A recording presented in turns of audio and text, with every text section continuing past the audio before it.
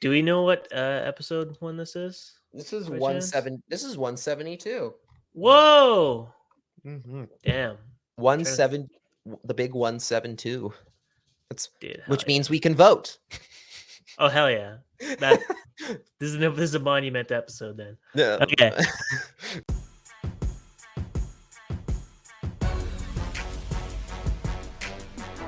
This is the CreaseCast. Welcome to episode number 172. It is a beautiful day in Canucks Nation because we actually have optimism and reasons to be enthusiastic about the future. And it has nothing to do with their on-ice results. It has to do with their off-ice results. And I hate to do this. I really do. I never want to start an episode quoting Thomas Drance because that just means things are going off the rails, really. But Thomas Drance... Tom Dancer, the guy who got Artemi Panarin to not sign with the Canucks, that guy? I know. So brace yourselves. I hope everyone listening to this is sitting down. But he said it best for the last couple of years, basically since returning to the Vancouver market and having his dreams dashed when he realized how shit the team was. But he always said the only way this team was ever going to be good is when they start winning in the boardroom instead of just on ice. And the moves that the Canucks have made over the past 48 hours or 72 hours, whenever they hired Rachel Dory, which congrats, by the way. I wasn't on the Friday episode to congratulate her on that. She follows me on Twitter, so that's pretty dope. Means we've got an executive that we can reach out to for rumors and juicy gossip. JK, I'd never do that. Yeah. But I might. No. Yeah, just anyway. Just like, I'll just give away the source before we have it. That's a great. Yeah. That's that because I'm so good at this. Yeah. Dear Rachel, please trade people I do not like for first round picks. Please hire Roberto Luongo, please. Okay. So, complete side note, before we get into the Canucks hiring of Émilie Castonguay, which, congrats, by the way. I was looking up, I think, NCAA executives to try and see like if there was someone like kind of like low-key potential hire that the Canucks could make over the next like couple days here. Mm-hmm. And there's a guy, I think, who is for Merrimack College or something like that, and his name is like Rob Luongo. And so in my head, I was like, it would be so funny if they hired a Rob Luongo just so they could tweet out like, we've hired a Luongo. And then like a follow-up tweet that says, typo, Ray Longo. Sorry, folks. I would be so sad. Like it would be so good. To be like, I think I might just retire there. Like if that happened, my dreams are crushed. Like my dreams were crushed in the worst way possible, and just like where they're like, oh, we did it, and then it turns out, no, just kidding. I mean, I was in different guy. I got to be in the building with Roberto Luongo for the first time since I was like, God, it would have been, I guess 2015, because he was playing for the Panthers by that point. I went to a Panthers Sharks game just to go see him play again. But yeah, like, God, he was in the building. He got the applause. Why didn't they announce the jersey retirement, Cody? Because why didn't they do it? Deserve it. He 100% deserves it. Sucks. He is the best. He is the best player in franchise history. Didn't get the job done in Game 7. He sucks. Yeah. It's totally his. It's totally his fault that the team scored a record low amount of goals in a 7-game series. That's totally on him and his 2 shutouts. I heard that Dan Hamhuis was supposed to return in Game 7, but Luongo said, "Don't worry, I got this," and the rest is history. That'd be so funny. He like, oh my God, like he just went full villain where he was like, nope, he's like, he just right before the game, he's like, guys, I don't need any of you. Like, or like one of them, he just pisses off the entire locker room. Or like Kessler, like one of them is just like, I don't need any of you. I'm the star here. Guys, I need you to just shut it down and score 1 goal because I'm gonna shut them out. I don't need you guys to do anything. I mean, it's funny because that is like, I think that is definitely something Patrick Waugh has done before, but it worked. On that for him because Luongo isn't the kind of guy who'd make that claim, but He'd do it like in a joking way where he wasn't Yeah. serious, but Patrick Wall would be an asshole and like legitimately be like, everyone I play with sucks. I'm the only reason we're good. he would say, Therefore, do what I say.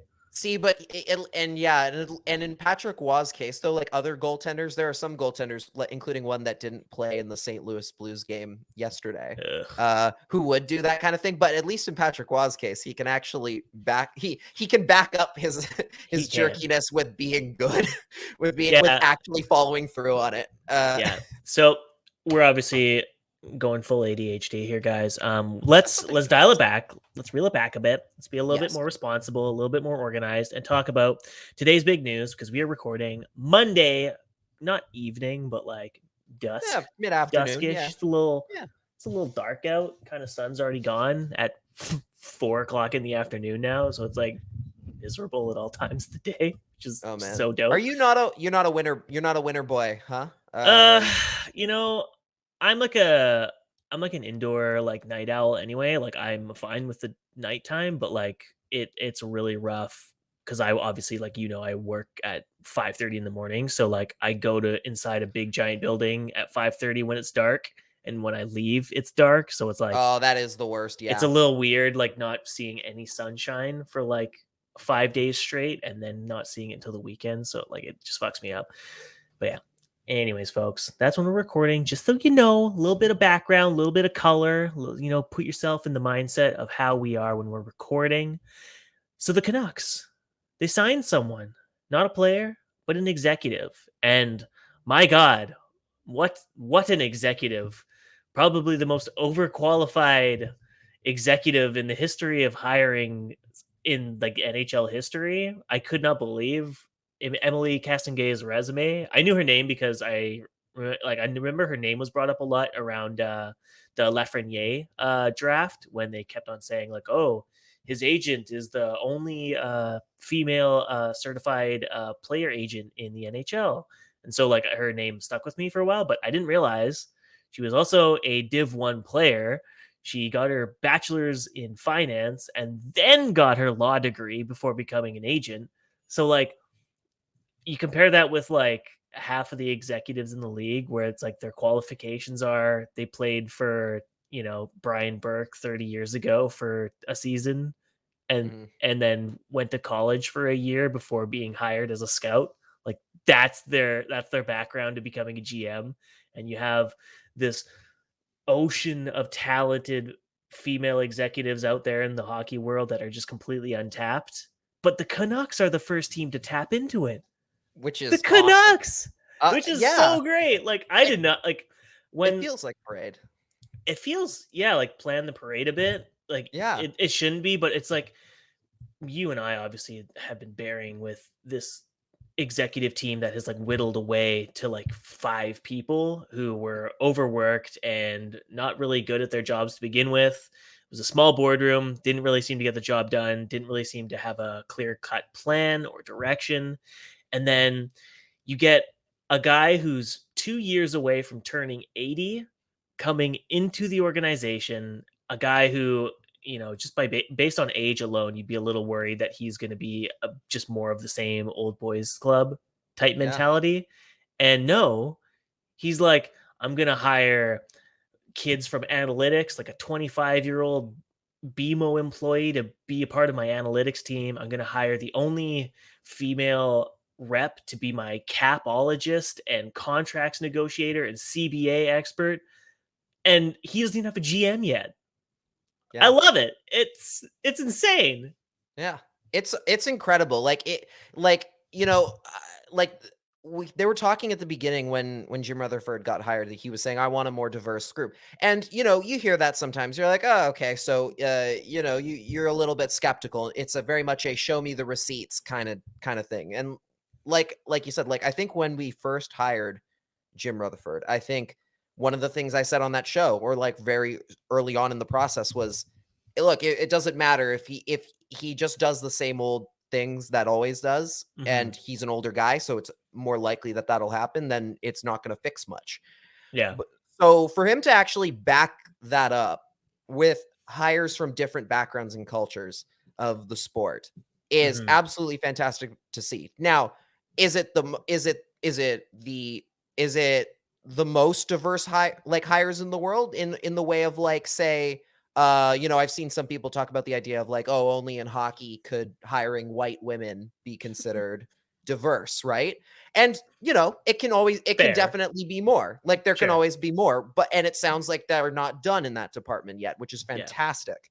But it is good to see. Like, and Yeah. the fact that they are the first team in NHL history to bring in a female assistant GM, unless I'm missing somebody out. Anaheim had Anaheim.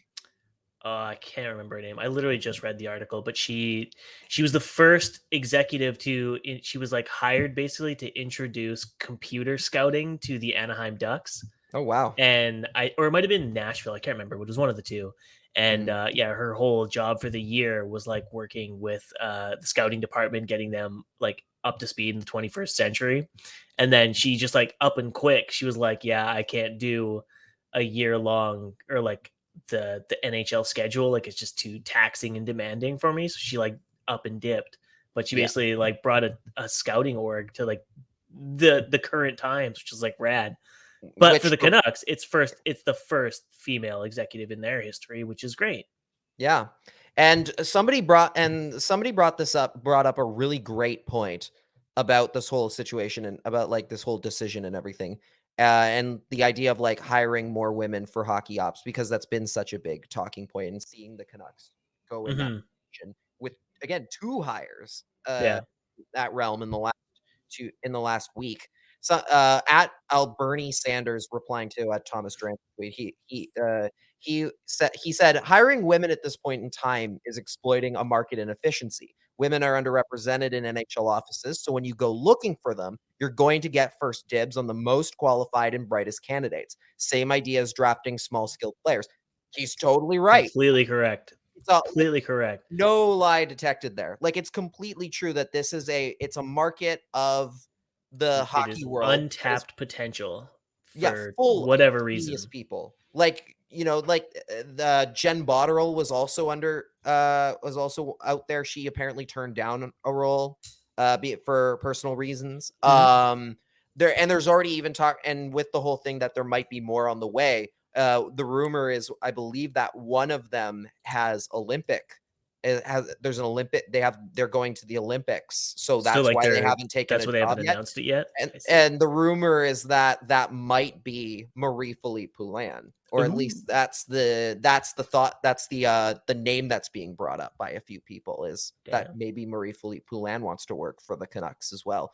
Which again, like, and even if it's just somebody who works, like somebody we're not thinking of, somebody who's already on the coaching, on the management side of things for women's hockey, not necessarily one of the big name roster players retiring and joining a front office.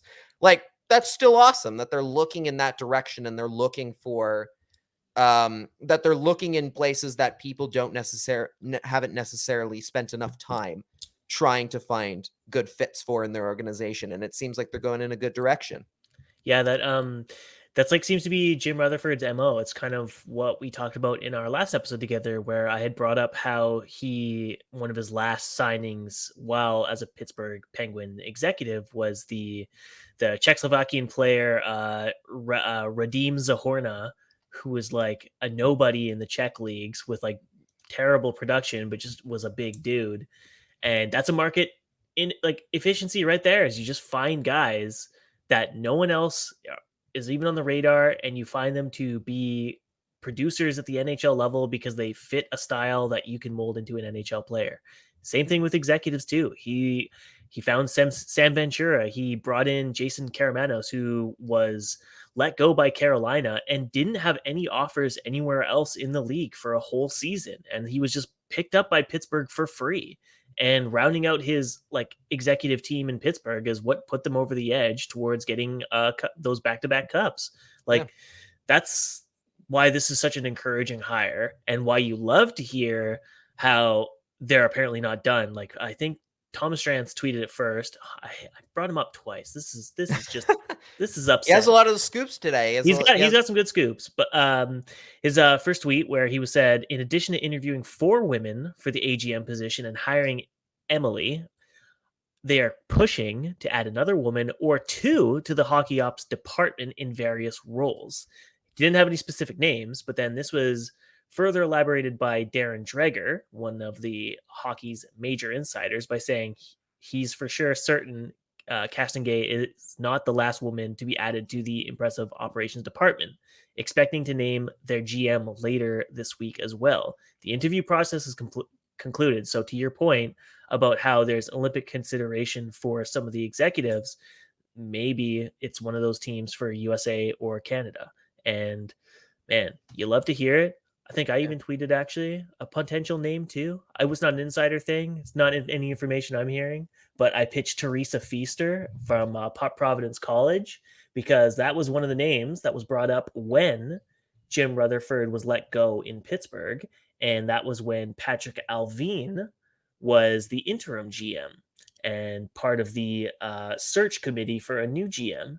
So my theory is if Patrick Alvin really is one of the front runners for the Vancouver Canucks GM positions, mayhaps Teresa Feaster is somehow involved again with that search. Just an idea. Yeah. I'm gonna do some serious dunking if I'm right, because it'll be the dunk of the century. I think Cami Granato was also brought up because, of course, her and Ray Ferraro and live in Vancouver, so they have the Vancouver tie. And she, of course, works in Seattle right now.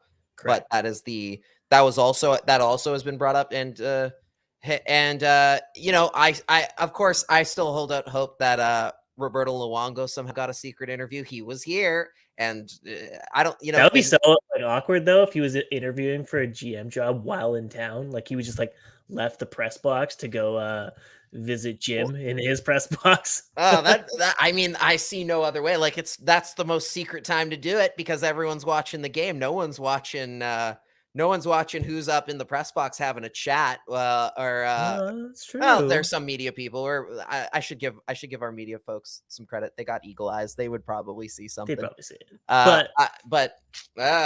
There are a lot. I think at the end of the day, what I'm seeing from the Canucks is so encouraging that even that, like, I don't know if I wouldn't say I necessarily have any like strong opinions on who the GM should be out of that group. I know there are a couple people that I'm not a fan of. Like I don't want Mike Fuda.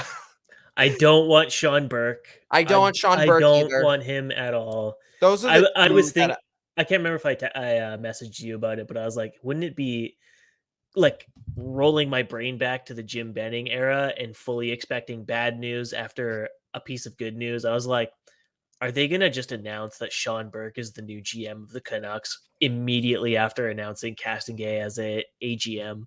Because in the old regime, that's exactly what would happen.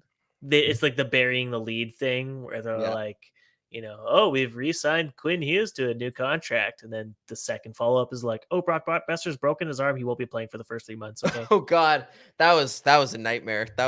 But yeah, like there are a couple of people that I don't love out of that list of people that were interviewed, but overall for the rest of them, even though I don't know since I don't know much about them, I'm willing to give them a whole lot more of the benefit of the doubt of what they can do based on just how good the hires have been thus far. Like I see a scenario where they're getting somebody who is looking to prove themselves as a general manager, who's going to come in and build a really cohesive front office that turns into one of the best front offices in the NHL. It kind of seems like they're getting there. I mean, Castonguay, one of her, the great quote she had today earlier was talking about like the culture of the team and everything, because it's a little busted, as we know. It's gotten a lot better in the last month. It's gotten a whole lot better in the last month, but she was still talking, but she talked about, we're changing the culture here in Vancouver and with this team. Culture doesn't change overnight, but we want to be a place where players feel like they're surrounded by good people and taken care of. We want players to want to be here. And that's been a problem with the Canucks for the last, it hasn't been necessarily a problem until very recently. You know, in 2020, they didn't have a hard time necessarily convincing people to come here. But you know, you go back to the things like Braden Holtby and Nate Schmidt spending one season here each, and then immediately both wanting out. You look at the history of the team, just like all the times like players have just clearly been unhappy and not really enjoying their time playing here. Mhm. And then or players from teams past talking about the way they were treated by management on their way out the door, or it like Sean Matthias had the quotes about it and everything as well. Yeah. On Pucks on Net. This is the kind of stuff that where it is a situation where, you know, the team starts at the top, and it starts with how well you treat your players on a day-to-day basis, not just as hockey players. You can't just treat them as assets. You got to treat them Mhm. like they're human beings. You got to treat them like they're people that you care about each day in and day out. And that's kind of what I'm hearing from Castonguay as far as like what she wants to be doing, as what she wants to do and make and accomplish here. And that's wonderful to see. And it's something that's it's a change that we haven't seen in a long time, because I know that was a big deal under the Gillis era, was a lot of that stuff. It's very, A very lot of reminiscent. Very reminiscent. it was heavy like Gillis vibes with the way they were preaching how they wanted a completely different culture, and they wanted to overhaul basically like just the culture top to bottom. And that's what Rutherford was saying since he's been hired too, is like they need to fix the cultural issue with the organization, which is great. It's also very frustrating to hear because I mean We're not that far removed from that 2011 team, and it broke in that kind of time. Like yeah, you and know exactly where it broke. It's pretty clear where the can't imagine where. why the tire popped. It was Eddie Lack, that's why. You're right. It was Eddie Lack in his tweets. That's why. His dang tweeting on the Twiddler His dang tweeting. I mean, ruined the team. yeah. But yeah, the clearly what a model organization the Canucks were in the early 2010s quickly broke. It didn't take long to break. And it is kind of frustrating that you need a franchise reset that soon after, especially considering that this isn't even a case of, oh, the guy who built the first team went bit off more than he could chew, and that's why things went wrong. It's a case of, oh, there's been a whole management team in between them that spent 8 years treading water. Accomplishing nothing. Like that is one of the hardest pills to swallow too, is like you love to hear them talk about how they're going to overhaul the culture and start fresh, and you just know the last 7 to 8 years were basically spent like basically being force fed the like speeches about how, you know, culture was so important to the last last regime. They were trying to build a great culture. They wanted guys with buy-in, like they wanted everyone to be bought into the culture from top to bottom, in the locker room, in the boardroom. And then like not even a month into the new regime, and they're just like, oh yeah, everything needs to be fixed. The culture's terrible. We need players to actually want to be here. What happened to start the year is unacceptable. Yada yada yada. It's just like everyone was saying for so long that what they were doing was just not working, and you needed to fix it. And we were just told like, no, you're the cranks for whining about this, and it's like, no, we weren't. We knew it. We called it. We're talking about, you know, it's like that whole interesting, like, you knew exactly what was going on. And it's the, what is it? It's that painting of like the cigar that says, like the French painting of the cigar that says like, "Ce n'est pas une cigarette." Like, it's like, this is not a cigar. And it's like, yeah, yes, it is. It's clearly a cigar. Like, you know, shut up. Like, shut the fuck up. Let me bitch about the team direction when it's so clearly like just like swirling in a toilet. God, I'm so happy we're out of that now. Like, that's great. This is a wonderful day. Yeah, today was a wonderful day for the organization. I wanted to ask you, actually, in that mindset, like, it's hard to obviously gauge any sort of like, oh, cup potential, especially when you're still basically on what, step 2, step 3, like that very early on in the process. But so I'll ask you like this: how much more confident are you in the idea that the Canucks could win a Stanley Cup within the next, we'll say, 5-6 years? Oh, 5 to 6. Let's just say as like an outlook, let's say you have 5 to 6 years. to try and take the team they have now into a cup contender with the management team that they have assembled so far? How much more confident are you? I'm not saying yes or no will they win. How much more confident are you than you were, say, a month ago? I'm certainly like way more confident now that you kind of see the roadmap to what kind of executive group they're building. Like I feel more confident that they'd be able to get to, some progress in the playoffs, knowing like the kind of like intelligence they're acquiring for the draft or for the executive room. But like I still think the team itself, even with all these smart minds like at the table, like I think they're still like a really long ways away, just because of their cap situation, how crappy the prospect pool is, just like just how set back they were by the last couple of years alone. Like I feel like it's a big hole to dig out of. Like I'm sure the last regime was just like dig up stupid, but this team knows you have to dig up on an angle. You gotta carve your way up. You gotta do the step approach. You can't just like dig up stupid. Like it's just not gonna work that way. It's under And a big so like T. The secret to winning a Stanley the secret Cup to is winning under a big V. But yeah, like I'm certainly more confident because like at the very least, like I think this is the type of group that would be able to position the team for like the long haul, like with an actual long-term outlook instead of such a short-term, we need to hit playoffs every single year, no matter where we are at our development cycle.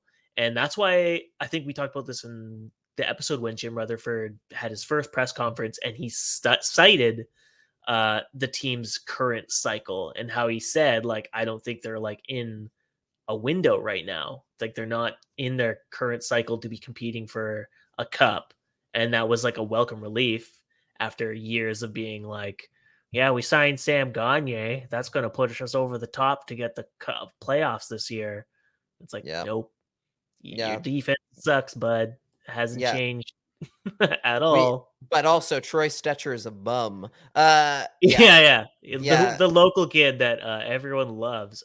He sucks, and that's why we didn't re-sign him. We don't need to get started on that terrible stuff. That's too much. But and we'll get a little bit more into some of the ways that the Canucks could kind of make the big moves that involve getting them closer to that team. We'll touch a bit about some of the rumors, but why don't we quickly recap the Canucks' most recent game, which was a game that you were, I believe, at. Were you not? Or was it the game before? No, I was at the game before against the Panthers. Oh, Florida. I recorded the post game. Yeah. Not the Blues game yesterday, which was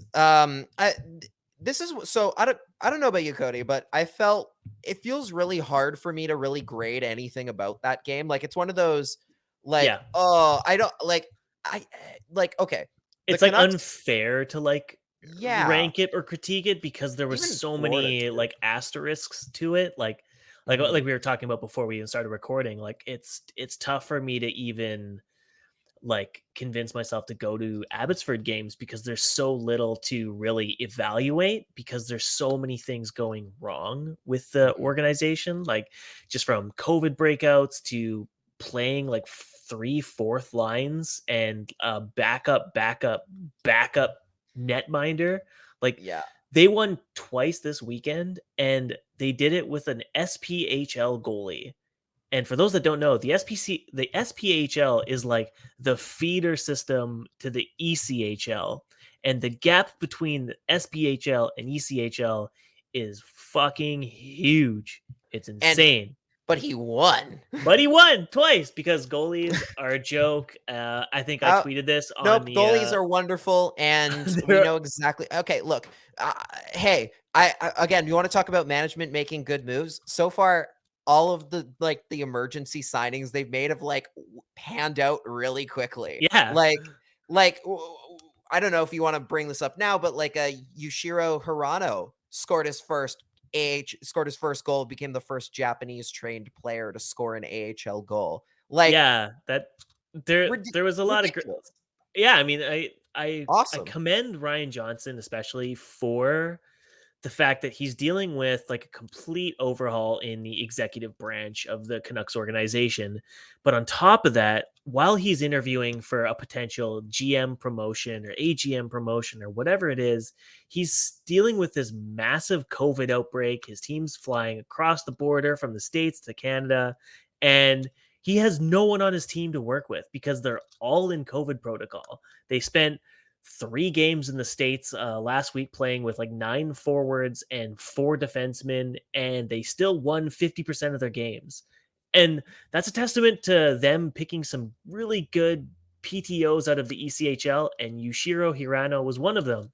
He gets crushed in 5v5 shot attempts. Not the best in terms of on ice metrics, but I've liked what he does. I think he has really smart hockey IQ and a good shot. It's just like his skating is clearly like a guy who spent most of his time in the ECHL where he hasn't dealt with elite speed. So now it's that he's in the AHL level. Like you can tell like the disparity, but the learning curve's there. But I think I said it in my last review. Like if the Canucks really were interested in him, growing with the organization or becoming something more than just a fourth line AHLer, like if they hired him like a power skating coach, like I think he could be something. Like there you go. That's like Vinny Arsenault, for example, was an ECHL PTO who like historically had like no production at the AHL level. He had 2 points in 20 games, and the Canucks were like, yeah, I think we can make something out of this guy, even if he's just going to be like a head-hunting fighter who chips in a goal every 15 games. This year, he's like had his best production in his entire AHL career at like 29 years old. And it's like good for him. Like it's awesome. It's a small piece of development. Like Vinny Arsenault is not going to play in the NHL. Hirano, I doubt he'd play in the NHL too, but it's a sign. Yeah, I put it in my piece. He has a blog, everybody. He has his own personal blog. It's on his Twitter profile, and I checked it out, and it's just the cutest thing on the planet. It's so wonderful seeing a player perspective that isn't just the typical like North American kid who has been handed everything on a silver platter his entire life because he's good at hockey. It's a kid that started out in Japanese high school league, like a league that no one's scouting or cares about. No. Goes from there to the J20 Super Elite League, goes from there to the USHL, from there back to Japan, then from Japan to the ECHL because the coach saw him and was like, yeah, I can work with this. Like just an insane signing. And I think I pointed it out. He was signed to the Wheeling Nailers, who, if great name, anyone knows, great name, great jersey. It's like an 80s horror theme. Yeah. But he was signed to Jim Rutherford's former ECHL affiliate with the Pittsburgh Penguins. So part of me is like, I wonder if Jim Rutherford was like, if you need a guy, I know this kid that played for our ECHL team, came up once while I was there, and he scored a point in a game. Why don't you give him a look? And sure enough, it took a couple of games, but he scores in back-to-back games this weekend. It's great. Good. Yeah, it's good. He's a blogger. We need to have him on the show, maybe. He's like, and I think he actually podcasts too. Like I think he actually hosts his own podcast where he talks with hockey players from Japan or of Japanese origin that are playing in like around North America. Obviously, it's in Japanese, so I have no idea what they're saying. But it's like it's just a completely different. Like he's a unicorn, is what I said in my review, because it's like there are some players in North America who do have podcasts or they are prominent on social media, but this is like unlike anything you've ever seen in a hockey player who's at the current level that he is. So yeah, if you want to check it out, check out ahlnucksharvest.com. I kind of sample some of his writing, and it's great. It's like it's very philosophical. He's very humble and very like it's all about like his personal journey as a person and like how he wants to at the very least be a producer at whatever level of hockey he's being in, but being a role model to Japanese people who love hockey as much as he does. Like it's fantastic. It's just so sweet. And as I was reading his blog while I was doing my recap, I just kept thinking like, the Canucks have committed so much to diversity this season. And like for all the shit that we gave like Jim Benning and Francesco Aquilini for like the contracts and all that, like they really did commit to putting together a diverse team starting last offseason. They hired a bunch of guys for the farm team that are just like a really unique set of players. They've got Yushiro Hirano, they've got Artur Silovs. They've got like a very Brady Keeper worldly Brady not hurt Keeper himself. had he Like, yeah. not broke his leg, but like they have a very worldly team, and now we're seeing the diversity on the executive side too. So I have to commend them, even though it pains me to do so. But Yes. congratulations to Frankie for saving the franchise after nuking its value to oblivion by hanging on to the last group. Yeah, we were. This started as a conversation about the Blues game, and it went in a completely different direction. That's my bad. But that's my bad. I could keep going on him. That was fantastic. No, but that was awesome. Like that's like, because that's the guy you want to root for in the same way that you really want to root for Mikey DiPietro when he was playing in the game against St. Louis. Like he really did in the same and Spencer Martin too. Which God, talk about like what absolutely sucks. Like, having that great game that Spencer Martin did. Like, he was fantastic. I cannot stress. I got to be on the end that he was playing on for 2 periods out of that game, and he was like fantastic. Yeah, definitely was not keeping up with the play as at the same pace at the NHL pace, which is fine. Totally. Which is obvious. Again, fine, considering that he's not been playing he's not even been in a lot of skates. Like Bruce Boudreau was talking about the fact that during the morning skates, they leave it to the 2 guys who are the goalie, the starter and the backup. They leave it to those 2. And the other guy comes out and plays only skates with the main group on the days off. Yeah. So for him to get back into that cycle and play as well as he did, especially considering that little difference in speed is what makes all the difference between a great goaltending performance and a bad one, is phenomenal. And to DiPietro's credit, like, definitely a few more moments than Spencer Martin where he was caught swimming a little bit in the ice, but the defense couldn't help him as much. The defense did not help him as much as they did with Martin. And and there weren't particularly hampered by like COVID themselves. Like, it's the forward core that's really hurt. But even then, I'm kind of like looking at them and I'm like, I don't know how much I can really go, oh, the defense was absolutely awful. Like, I really just felt like it was because they actually did okay. Like, they only allowed 17 shots on net, which for an NHL game is great. Like, that's good. That's fantastic. Especially when it's the Florida Panthers. Yeah, who had just come off of blanking the Oilers 6-0 or whatever it was. Yeah, the Blues as well. 17 shots against the Blues as well. Like, that's the thing. DiPietro, like a couple goals there where it was like, there was no goal in there where I was like, oh, that's an absolute softy, terrible goal. Like, there was no point in that game where I was like looking at it. Like, what, 2 were on the power play, if I remember correctly. I believe 2 or 1. At least 1 was a power play goal.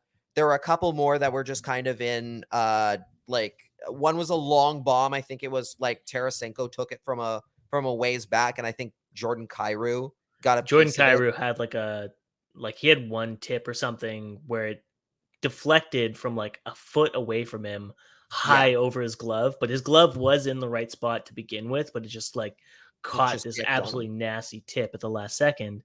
And the Tarasenko goal, it was kind of like, or I can't remember if it was Tarasenko, but there was the one goal where he had position on the blocker, but like it just like flipped off of his blocker and into the top corner. So it was like, again, like he had the right positioning and stuff. It was just like some bad bounces going his way. And you can against when the team in front of him only scores once. Like, and the only reason they scored was because they exhausted a defensive group after pummeling them on a 5-on-3 power play for 2 straight minutes. And and that was a bit of that was like in hindsight, that was a pretty like not damning thing, but like just in the sense of like, rough. Oh, you didn't score on the 5-on-3. You do get it, but late. You get it late. You get it literally after those 2 penalties have expired. Which at the time I was kind of like, I thought, okay, well, that's fine, because the biggest worry I had for the Blues was the idea that, oh, they're going to get a lot of momentum out of the fact that they just killed off a full 5-on-3. So the fact that they scored in the second, even after the penalty expired, is like, thank God, because they don't get that could be now. Bad. It's gone. Yeah, that's gone now. But like it's hard to look at that as too bad, considering like they had 36 shots on net, I believe. They had They had a pretty full 39, excuse me. They had 39. Yeah. The biggest worry, I think, for myself was when when they got to the third period and there wasn't really any sort of battle left. Like there was no like it seemed like they exhausted themselves trying to like gain the lead, and then by the third period they just had nothing left in the tank. Yeah. Which sounds a bit par for the course for a group that's being made up of a few more AHL guys than ready. Like, those guys are coming in to try and make their mark on the team, be like, oh, you need to keep me. This is why you need to keep me kind of thing. And sometimes that overexcitement turns into exhaustion when you're not prepared, when you're not prepared for the long game. And it cost them in the end. But like in both this game and the Florida game as well, there was no point where I was looking at them aside from the penalty kill, which has not been good. Very good. Has gone back to not being very good. There's been no point where I'm looking at like the even strength team and I'm like, oh, they're completely underperforming. They're doing as best. I think they're, and I think that's good. Yeah, like at 5v5, like I think they've actually been like a really strong team, but like special teams is just killing them right now. Like you should be able to score on a 2-minute 5-on-3 in every situation. Like if you don't, like that's a hindrance. And like Mikey DiPietro, he did his job. It was actually kind of funny because I was talking to Quads about this, but I was like, did it not seem to you like DiPietro actually played worse in his NHL debut this season than he was playing in the AHL, where he was putting up worse numbers? And Quads is like, yeah, like that's actually a really good point, because he was flopping way more in his NHL debut than he had been at all in the AHL or last year too. Like it was, I noticed a lot of that. I think that was like nerves, where like in his rookie debut with the Utica Comets in 2019-2020, like he was very much like a very athletic, like flopping kind of goalie, like always going for the acrobatic save, the very athletic saves. It was really fun to watch, and you were just like, wow, how's this kid like keeping up with the play when he's flying all over the place? He's always on his belly. Doesn't make any sense. And then last year, even though he barely played, he would show a much more calm and composed way of making the saves. He would rarely flop to his belly to make like easy saves. Like he was constantly upright, had his glove in front of him, just very like methodical, clinical, not like as reckless or aggressive. This year in the AHL, more of the same. It's just like very kind of like he's become like an Ian Clark, Curtis Sanford type of goalie. Mm-hmm. And then it was so weird watching him in the NHL in his debut and just seeing him fly all over the ice. And I was like, he must be really nervous to show up big for his teammates, because he's not playing like the Mikey I know from the last 2 seasons. It was super bizarre. Yeah, I was like seeing that play, like the first, you mentioned the jitters. That definitely looked to me like that's something I know all too well. Like that idea, like you're coming into this game, you haven't played in a while, especially like on a group. Like for me, that was, like a lot of college and a lot of, or like my year in college playing hockey, or I was the third stringer. I came in, played the one game. I wasn't necessarily like flopping around too much, but there was definitely a case of I wasn't used to the pace of play and and the huge difference that it makes. Like it really is. It's a game of details so much, like that jump between the AHL and the NHL for a goaltender. It's not like with the skaters, where it's very much like, okay, do the thing that you're good at in the AHL. You might be asked to play a different role overall, but generally speaking, do the things that you do normally, and you should be okay at the NHL in the NHL kind of thing, right? With the goaltenders, it really is okay. You know how fast you are at the AHL. Do that all faster. Now 10 times faster.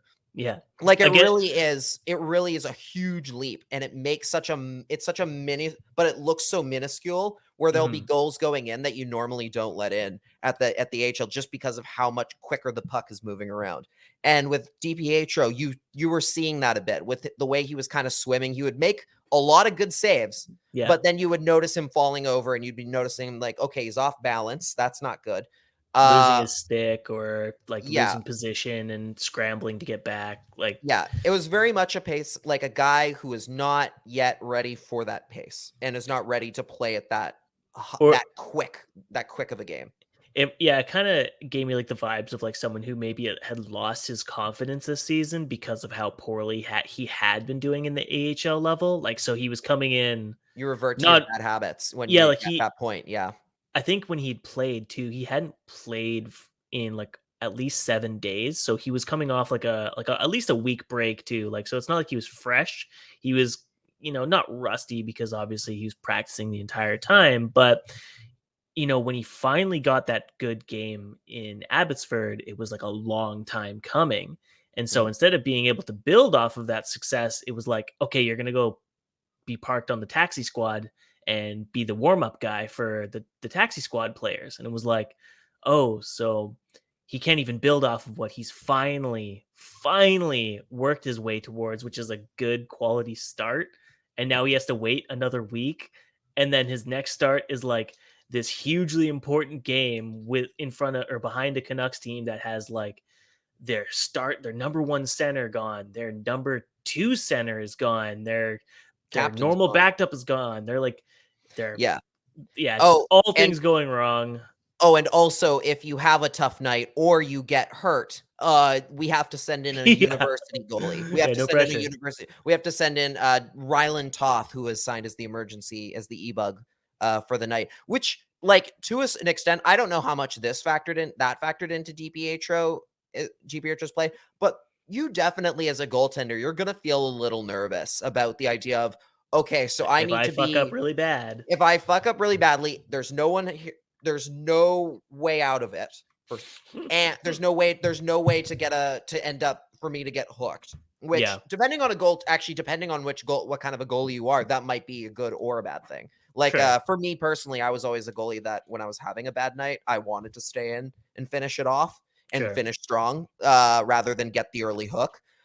Which is not every goalie's way of playing. Some goalies want that quick hook. They want to go back. They want to just be like, okay, put it out of my mind. I'm done. Yeah. This was a bad night. On to the next one, kind of thing. Yeah. But it does factor into your idea of also just that idea of, oh, if I get hurt, if I get hurt at all, I put this poor kid at risk. I put this poor kid in who is very not prepared for this kind of play. And that definitely puts a little bit of a worry on you to an extent, where you're this idea of, okay, I have to be really careful about not even tweaking anything, because if I do, which is why the flopping was pretty scary too. Because that was like, oh, buddy, don't hurt yourself doing these ridiculous saves. Like, even if you have to let them go by you, just do it. Like, it's not worth the amount of goals that'll go in if the UBC kid has to go in net.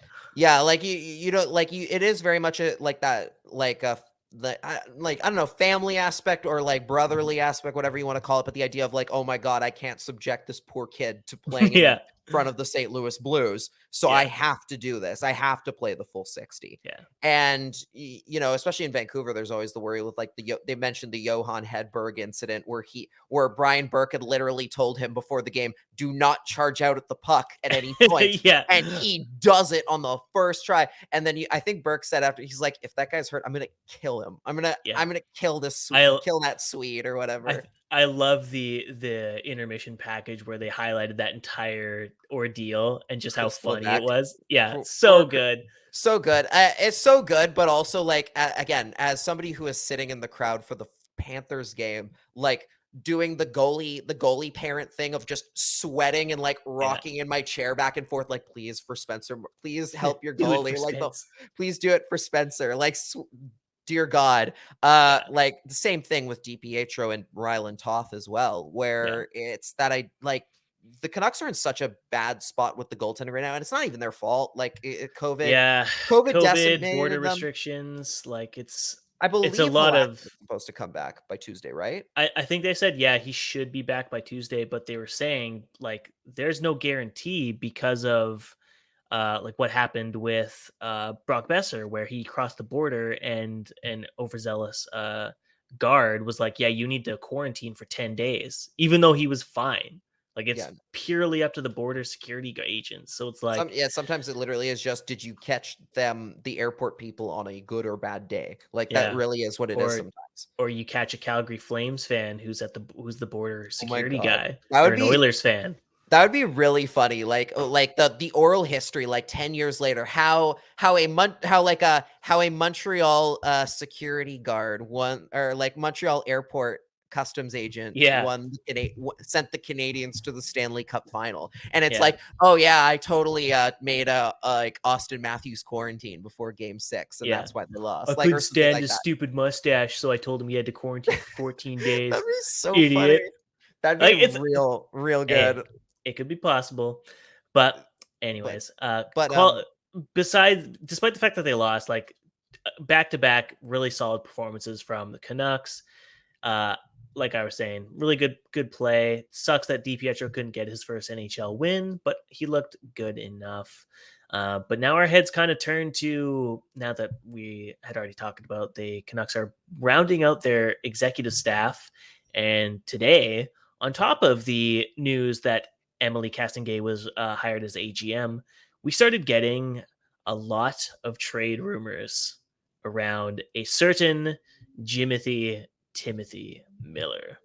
And not just like the typical, like, oh, so-and-so heard on podcast by Joe Blow that JT Miller should go to the Rangers. No. We're talking Elliot Friedman, Frank Saravalli. We've got all the insiders talking about JT Miller to the Rangers. We've got Tyler Motte's name out there too. yeah. Canucks kind of have to make some decisions quick here. Like, even though the trade deadline is, I think, 8 weeks away still, they got some guys that apparently their value is through the roof, and they need to kind of figure out, do we cash in now or do we keep riding it? So I want your opinion. Do you think Mott or Miller get traded before the deadline this year? Yes, I think I'm going to say both. Hot take. That the hot take being both. I think again, it partially probably depends on where the Canucks GM search is at, which by all intents and purposes might be done this week. Because again, because right now where the Canucks are at, it kind of feels a little bit, not like, it feels like we're waiting. Like there is a sense. I don't know about if you've gotten this too, but there's like the sense of like we're waiting for that piece to fall in place before any like real change, like on the ice anyway, starts to come about. It almost feels like they already know who the GM is, but like they're waiting on, like, the guy, or the person, not necessarily a guy, could be a woman as well. Mm-hmm. Whoever it is might need to just get their things in order to come to Vancouver. There's the travel restrictions, COVID protocol, like that. That's why they're not committing to announcing it just yet. Mm-hmm. But it seems like once they do, it's just going to be like a hit the ground running type thing, where they immediately decide what their draft strategy is going to be, what their trade deadline strategy is. I'm with you though. I think both of them are going to get traded. It'll be a devastating moment for the broadcast. RIP Tyler Motte. Sorry. Apparently being a broadcast favorite is just a one-way ticket out of town. First Gaudette and now Mott. Like, yeah. Don't be loved by them. Apparently that's a hard sell. The question now really becomes like, where do they go? And with Mott, I think it's a lot more of an, like, there's a lot more options there, just specifically because of who he is, like, and what his contract is essentially, right? He's a depth guy. He's a UFA coming up. He has there's no like movement clauses or anything of that to worry about with him. And he's the type of piece that just about any team can go and look and say, we could use an upgrade on this. This is a guy who will help us in our upcoming cup run in the case of injuries. That's why, like, the Miller to the Rangers thing interests me the most, because I feel like Tyler Motte and JT Miller both kind of fit the type of mold that they're looking for in a team now. You think they could get traded together? I think both of them could end up in New York, just because it feels like the two of them would fit with the type of, team that Chris Drury is trying to put together. Yeah. I would agree on that. Like the Rangers Miller one is is so interesting because there was earlier talk about I know Minnesota had been kicking tires on Miller, and like with Kevin Fiala being like apparently like the idea the player coming back at the time, like that was the idea. I think and we mentioned the Rangers, I think at the time as well as a team that could be an interesting fit for Miller. Or we've mentioned it, I think, recenter than the rumors have been. Or before the rumors about the Rangers came out. I don't remember. Yeah, I feel like we brought it up at one point. We're like, maybe someone else had it and we're just missing something, but and we're forgetting about something. But you look at like what they have is a lot of young guys who could step into the Canucks, make an immediate impact. Not necessarily, they wouldn't be a JT Miller, but they would be they would be good enough for this year and then much better next year kind of thing, which is what Jim Rutherford has talked about. He wants is any sort of trade that they're making. It's not a win now move. It's to make them younger for next year, and it's to bring on a younger guy, be it a prospect or in the case of Miller, which I think has to be part of the deal, is somebody who is a roster player, like a bona fide roster player who's younger than JT Miller, who's going to take on a role for your team. Yeah. Now, I mean, we have Émilie Castonguay now. Like the question becomes, so Alexis Lafreniere for JT Miller. Who says no here? I mean, it depends. Maybe New York is dumb enough to do it, where they're just like, we're win-win they now gave mode. Barclay Goodrow $3 million for 7 years or something. I honestly would believe anything for that case. I think the smartest thing to do is probably go to New York's like penalty minute leaders and then sort by like biggest to smallest, and whoever's the low man on the totem pole, be like, that guy's getting traded because he doesn't fight enough or he's not gritty enough. Take roughing minors. They're in prep for Tom Wilson mode, so they need tough guys, not weakness. So let's see. Okay, so Mika Zibanejad only has 8 PIMs, so I think they should trade him. That seems like he's not working out there. I mean, JT Miller, I guess. JT Miller definitely takes more penalties than that, but Tyler Mott's is a good boy. So I don't know. I don't know how much they'd like him in that regard. What I think if you're the Canucks, like realistically, if I remember what we were talking about when we were kind of bringing it up last time, I think the idea was, I want to say it was something along the lines of we were looking at kind of like what their defense had, like the defense group and what they've got, like potentially down the line there. Like they have some younger guys, like they've got Nils Lundqvist, who's a 21-year-old righty defenseman, which the Canucks need. Of course, in the Canucks case, 21-year-old right defenseman doesn't help you now and doesn't help that fix.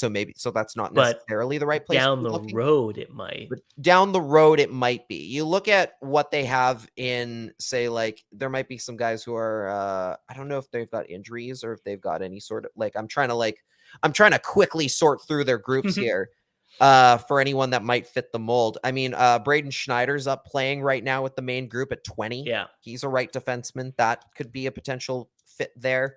I mean, okay.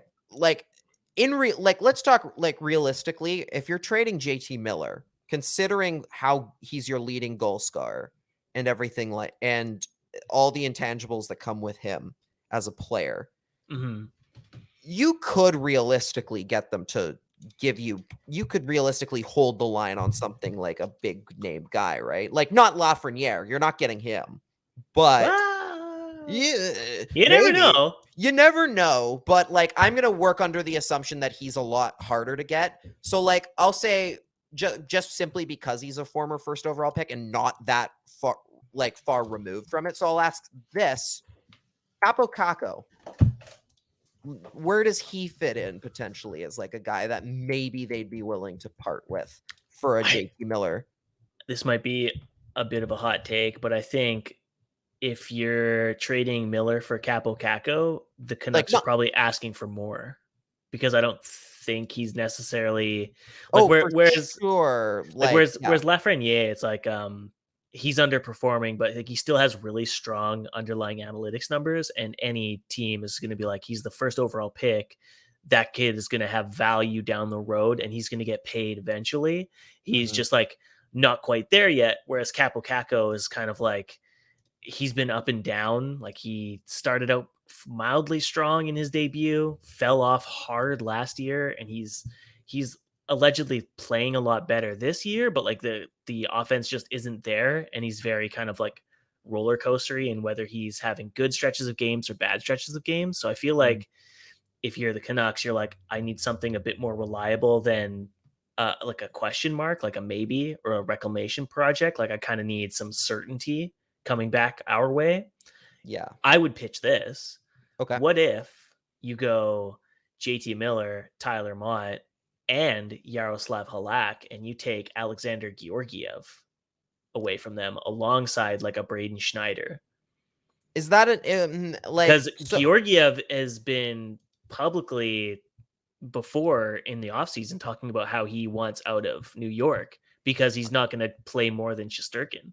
Yeah, clearly. Like, yeah, that's a clear. And from all accounts I've heard, like Georgiev is a very nice dude and a very good guy to have in your locker room. And he isn't afraid of punching. Yeah, I was gonna say that was something I heard even before he got in a fight in the with a certain someone. That is the thing. The question being, I don't know how much. My thing is, I don't know how much he'd want to come to Vancouver specifically for the same reason. I mean, he's not gonna, if he's not starting behind Shesterkin, who's very, very good. He's not starting behind Thatcher Demko, who's arguably a bit better. Like he's still gonna be in the same position. Now he's an RFA either way, so you still retain him, but he would have the option to be like I'm not going to accept any offers my way, and I'm going to go back to the KHL. But you can have rights. And potentially the idea for the Canucks maybe becomes, you flip him to a team that needs a goaltender a little bit more. You flip Georgiev to Vegas and take Max Pacioretty in return. Because they need money for Jack Eichel to come onto the books. We don't have any money either. I would love to have Max Pacioretty. I don't think we have any. I guess if we got rid of JT Miller, that's $5 million. We would. That is $5 million. I think Pacioretty's making $6 million. So I think you're already with Georgiev, or no, you're flipping Georgiev at this point. We're getting real. But if you're getting rid of so if it's Miller, Mott, and Halak, though, that's at least $7 million right there. That's $7 million. That would and then you're taking back looking for a player, a prospect, and a first, essentially. So you take like a first round pick and Braden Schneider and Georgiev, and you flip Georgiev to Vegas for Max Pacioretty. Now, my question is, can you get Lafreniere somehow? Can you get him in there? But then you're involving like maybe you're throwing in. You're probably throwing in Podkolzin and Hoglander or something. Oh no, they don't. Well, they're getting they're getting one of the top 10 scorers in the NHL. Like that's why we're arguing. 1 year left on a very, very good contract. So it's like you just have to wonder, like, are teams going to be sold that the next year of Miller is also going to be as good as this one? Is his value going to hold into next year? And can you stomach giving up 2, maybe 3 assets for a premier winger / center option for your next cup run? Yeah, he's kind of worth it and proven that he's an integral part of the Canucks roster. Yeah, it's like, and what he's proven more than anything is that he can play really, really well, even on a team that's not particularly incredible. Which was something that maybe he wasn't able to put on his resume when he was on New York the first time, or when he was on Tampa, when he was their third line center. Like he's clearly proven now that he is a player that can play and be awesome in just about any situation. The question just being, is it as sustainable as leading point getter on your team? And and even for the Canucks, you know what? Like the thing that I most value at this point right now is really just the cap space. Like it is just a case of like, even if it's a guy you have to bury in the minors, like the reason why Laurent Brossoit is a very interesting target for the Canucks is because you can bury that cap in the minors real Mhm. quick. Is the idea that the Canucks already have a lot of contracts coming up, like Brock Besser is going to be up in a at the end of this season, and that's more important. You want to get that done. So you need to free up the space to get that done. You start just moving out guys who are going to take up that cap space.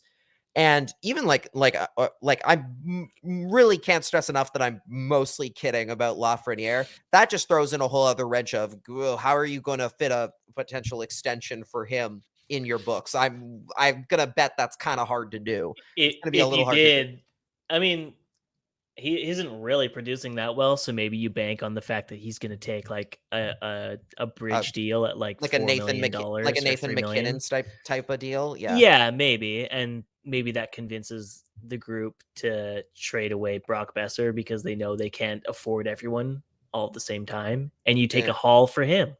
Oh You man, you just I'd be run the risk sad of if imploding that locker room that you yeah, are I don't trying to like save. I don't like any scenario where Brock Besser gets traded, frankly. I don't know if I'm in the minority on that, but like frankly, I hate that his name in particular is always in trade rumors because I'm like, he's good. Like he's And really good for what he does, and it's he's a not very his hard guy to fault. find. He deserved every penny he got, and kudos to his agent Ben Hankinson for loading his final year of his deal with a $7.5 million qualifying offer, because that's going to be a tough sell for a lot of teams, no matter how good Besser is. So it Well, might be I like think he's a staying. I think it's a guarantee that he gets his contract. I think they'd be crazy to let him go, considering they don't have a lot of shot like scorers, but like pure snipers at their disposal as it is.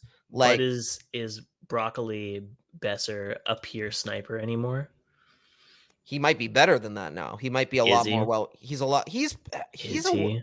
we looked at it. Look, last year he was their best player for long stretches. Like even though I know. Miller had more points than him, he was like there were multiple games where we saw him put the team on his back at the way a Pedersen does, the way a Hughes does, and win them games single-handedly, just playing as good as he is. Like if anything, he hasn't fully found his form yet. I think he's still got more. Like I think there's more there, and I think it'd be crazy to sell on him this early. But Yeah.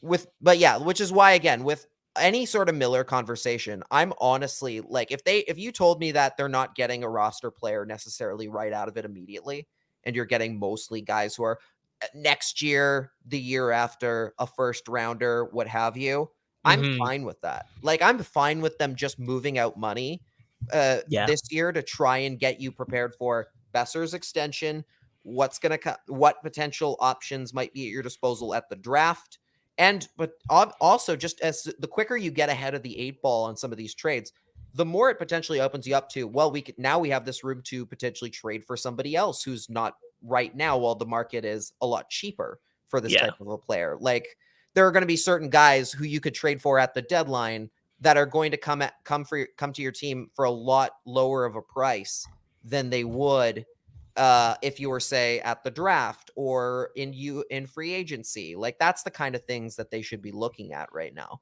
Yeah, fair.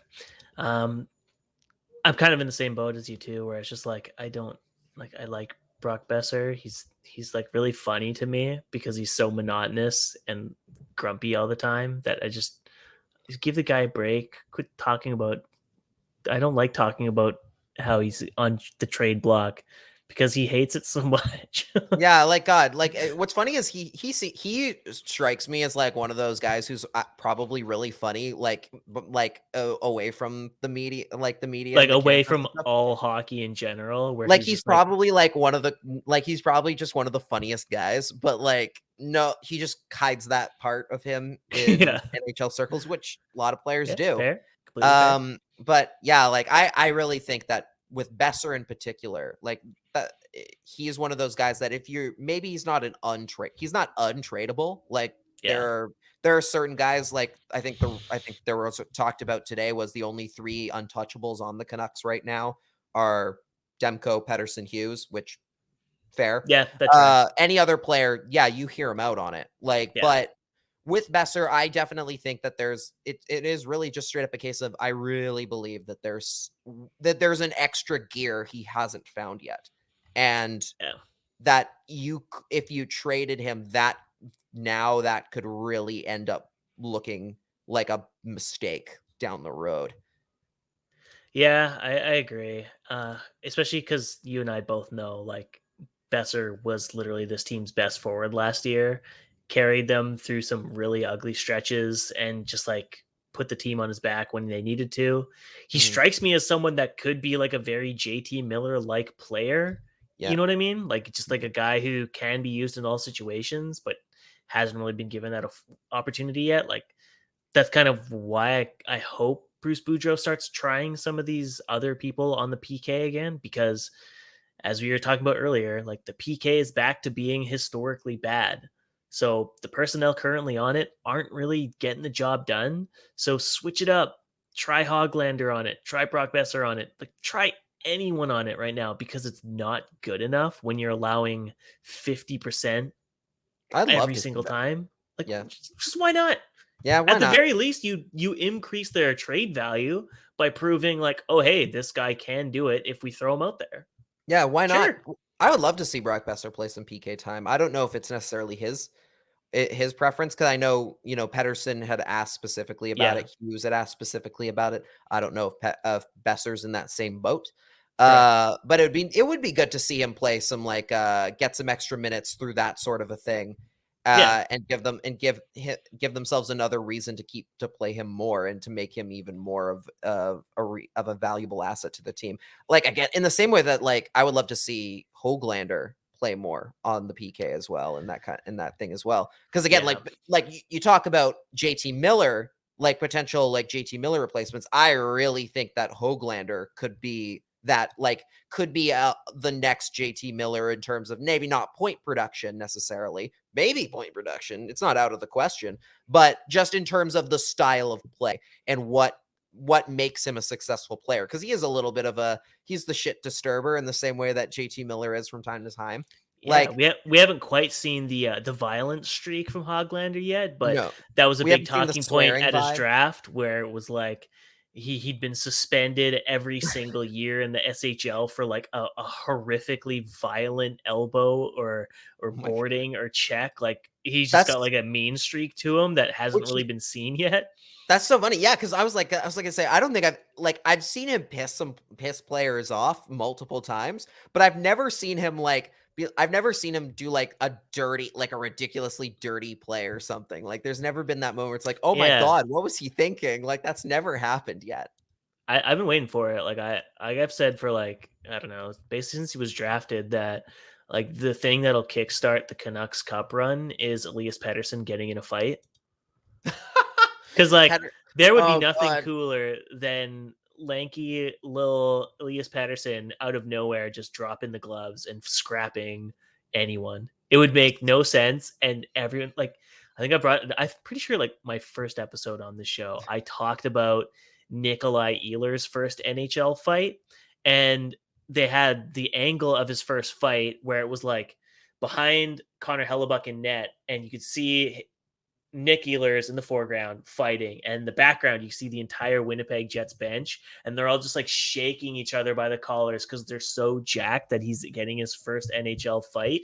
And I want that so bad from Elias Pettersson, but he doesn't strike me as the type that would ever do it. But it would be amazing if he did. You know what, Elias Pettersson would be, I think, in a similar boat to Sidney Crosby, where he doesn't fight all the time, but there's one guy who he just hates so much that he fights with him on like multiple occasions, which was Crosby and Brandon Dubinsky for a long for ass some time. reason. Yeah. For some reason, just the most random pairing ever. It's like, well, in this, like, it was just so funny. It's like, wait, they fought 3 times? Like, what? Maybe they had like a deal with each other. They're like, hey, Brando, this season when we meet up, can we fight? Like, I just need to make sure people realize I'm not to be trifled with. And Brandon Dubinsky's just like, yeah, okay, bud. No problem. Yeah. Sure. Yeah, no, you got it. Like, yeah. See, for me, like, and I remember the Eeler's conversation where we talked about this, because I remember at the time I brought up the Taylor Hall version of that, where he got in his first NHL fight. Yeah. and broke his hand.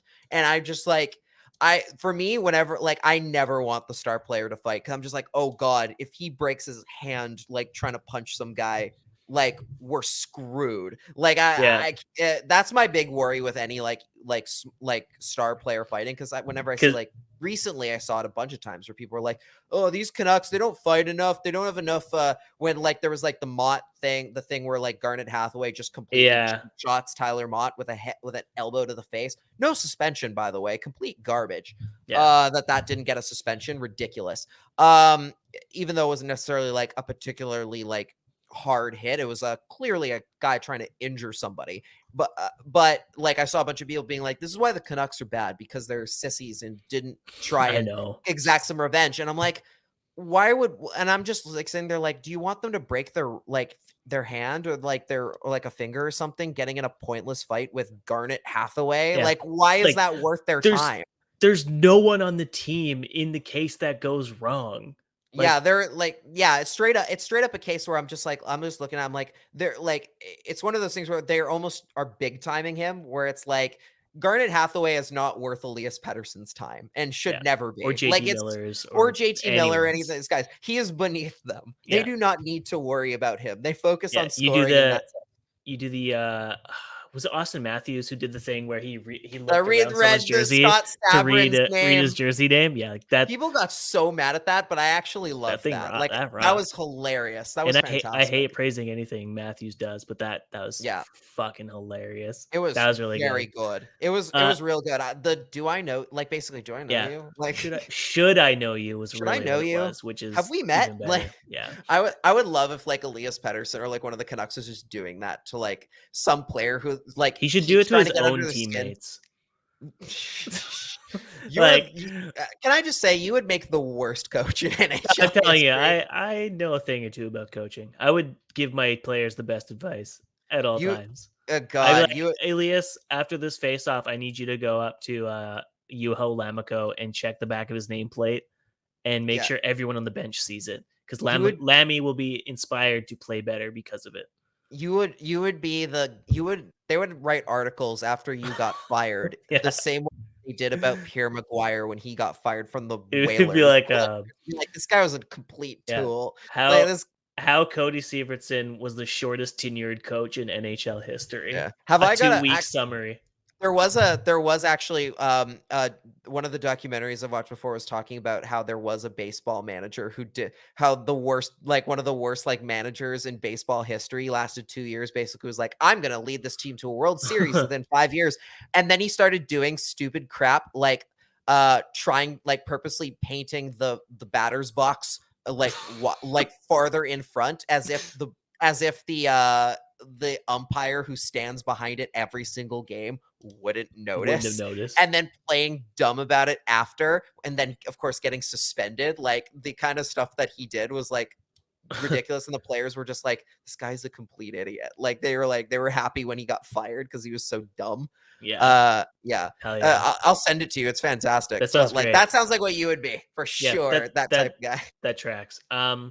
Okay, let's round it out here with some crappy news, because unfortunately there was crappy news amidst all our fun and jovial happiness that we were having. So for those that don't know, there were 2 separate racially motivated incidents that happened in the AHL and the ECHL over the last 2 weeks, I believe it was. The first one happened when Christoph Hrabik of the San Jose Barracuda made I'm not really too sure what kind of gesture he made, but he made a very racist gesture towards Boko Imama, who is an African-Canadian player, in their game against the Tucson Roadrunners on January 12th. Nothing was said at the time, but then on, I think, January 18th or 21st, the league came out and was like, oh, by the way, this happened, and Christoph Hrabik has been suspended for 30 games, which, I mean, it's a suspension, certainly, but the San Jose Barracuda have 36 games left on their schedule, so it's kind of like, why wouldn't you just suspend them for the entire season to really just send a message. Like, he's not going to fight it. Like they did send one, which is good. And I'll say this, you know what? Like, I like that in the AHL's case that it didn't take like a bunch of people on social media being, hey, look at what this guy did. Yeah. You should suspend him for them to do something. It didn't They take actually randoms to draw attention to it. It was like, it was brought to their attention by the Tucson Roadrunners, and immediately the San Jose Barracudas suspended the player, and then the AHL did their little investigation and then suspended him accordingly. Unfortunately, as we tend to see with most of these racist incidents over the past couple of years, of course, league phrasing doesn't allow them to call these incidents for what they are, which is racist incidents. They use like terms like, this offensive incident. There's a lot of lawyers speak. There's a lot of lawyer jargon to make sure they're not accusing anyone of being or acting in a way that would be termed racist, because they can't afford to be sued or whatever it is, or run the risk of especially like the social team people, like if they're not getting they're not getting paid enough to like for that stuff, where they could get in a lot of trouble if they put it in the wrong context, Exactly. So the San Jose Barracuda also came under fire too, because instead of just releasing Hirabik, who's like a ECHL player, like he's absolutely nothing, and I mean this in the meanest way possible, because fuck this guy, but he basically he's like an ECHL producer who was like called up on a PTO to play for San Jose, because they have like no forwards on their roster, because they're all in the NHL right now, because San Jose Sharks have no one available to them. They're like on like their fourth string at pretty much every single role, and they're still doing well. Like, congrats to them. But what they should have done was just immediately release the kid. He's on a PTO. He's not even like he's not even an NHL contract or an ELC. He's just like a guy on an AHL deal.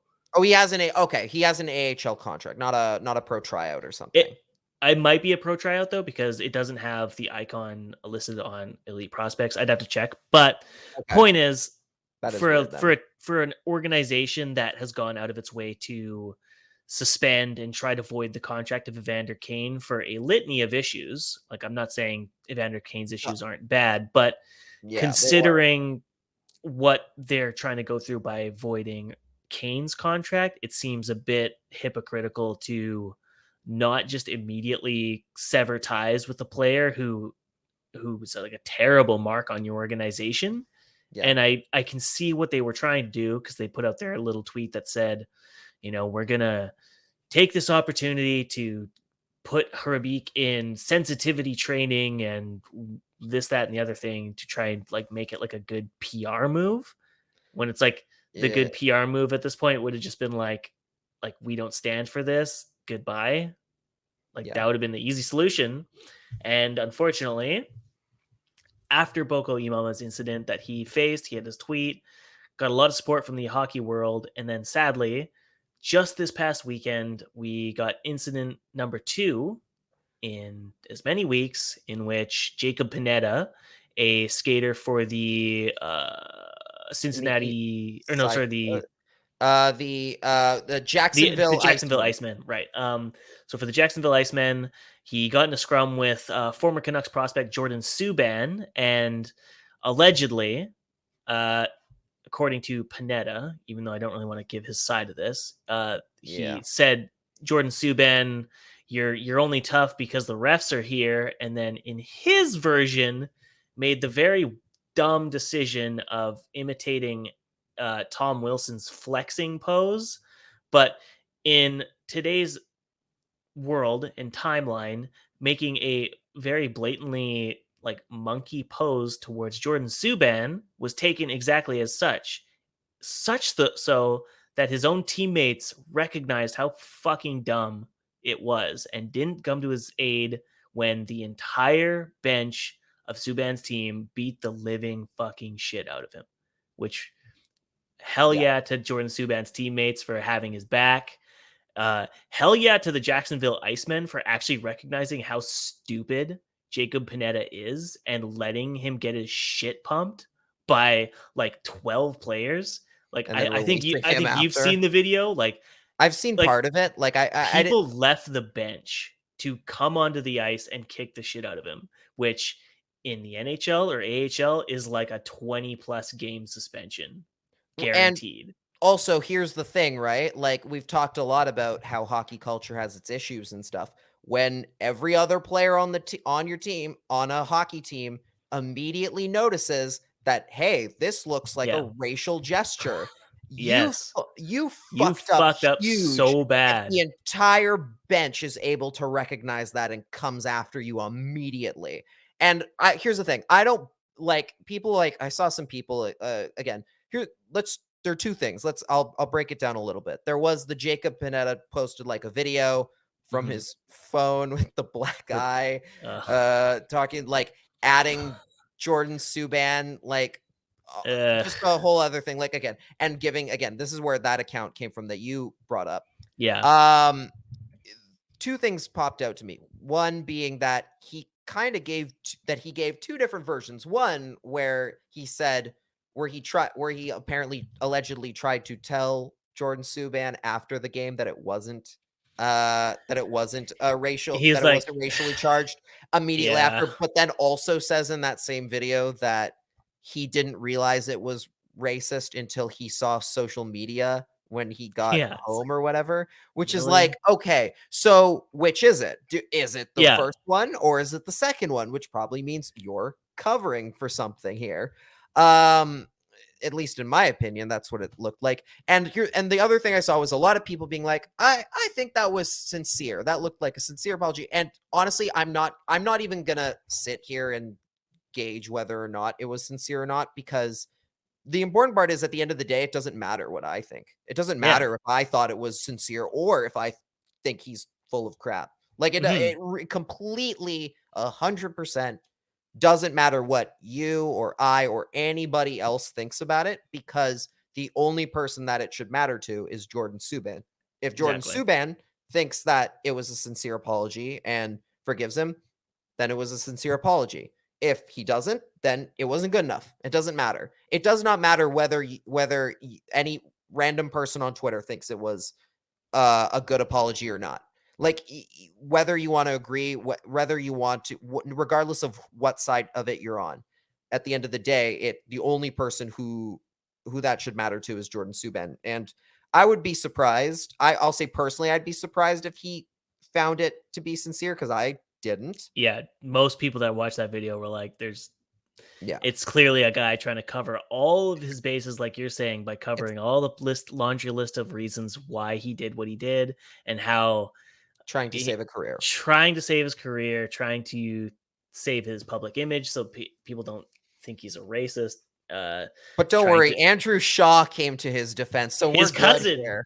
His cousin Andrew Shaw saying, I would have been like, Andrew, please do not try and come to bat for me. You're the last person I need. You are 100% the last person who should. The only person who could be like worse here is it's just him and Dave Boland. Like, just like, yeah, our good buddy here is we have definitely never said anything problematic, and we're gonna defend this guy because we know what's up. Andrew Shaw, brilliant man, unreal. Once caught on video from a penalty box yelling racial slurs towards other players, saying, I believe my cousin, he is not like this because I'm a very credible person, is just pure comedy. That was very funny. Like, that was immediately one of those like, oh, you've made it even worse, haven't you? Worse. Yeah, like, sucks for like the people of color, like, obviously trying to diversify the game. There's the hockey diversity alliance that have been trying to get the NHL on board to preach actual positivity and take actions that would actually indicate that they actually genuinely care about diversity in the league, from top to bottom, and they just genuinely haven't done anything. Like, they haven't undertaken any of the actions that were recommended by the Diversity Alliance. Like, they just don't give a shit, at all. Which and sucks. because some of the players have actually, like, in recent days, like, that's the other thing about times like this is you take notes on which players actually do say something, particularly the players that aren't affected by stuff like this. Like we mentioned before, like this guy was claiming he did the Tom Wilson thing. You know who was in Jordan Subban's corner? Tom Wilson. Tom Wilson, the man who originated the flexing thing. And yeah, look, I've watched the video now. Like, dude, it's not the Tom Wilson flex either. Like, yeah, no, it isn't. It is no, it so isn't. blatantly not the Tom Wilson thing. And I genuinely think what happened was, I feel like the guy did what he did. He did the racist thing, and then Subban was ready to kill him, and all of Subban's teammates ran off the bench to kill him, and so he played the it's not what you think, guys. It's an accident. It's just a prank, bro. That was definitely the hockey equivalent of it's just a prank, bro. It was just a prank, brother. Like, that's like, yeah. It was, yeah. What a fucking idiot. Yeah. Like, just a sour note too. Like, the league had just celebrated Willie O'Ree's number going up in the rafters for the Boston Bruins. Like, you couldn't have picked worse timing for the league to be preaching, what a barrier that Willie O'Ree broke, and then this incident happening, and the NHL, like, I don't even think they issued a statement like addressing it. Like, some people will be like, but it's not their league. It doesn't matter if it's your league. You're the main league. You're the best North league America. in the world. You're the best league in the world. You should be talking about these things when they happen because you care about the sport enough to see it fixed. You set the precedent. Right. And like the other thing people brought up was the idea of like I think Boko Imama was one of the people that brought up the fact of this is just the ones we see because they're recorded and they're broadcast on either the internet or TV or what have you.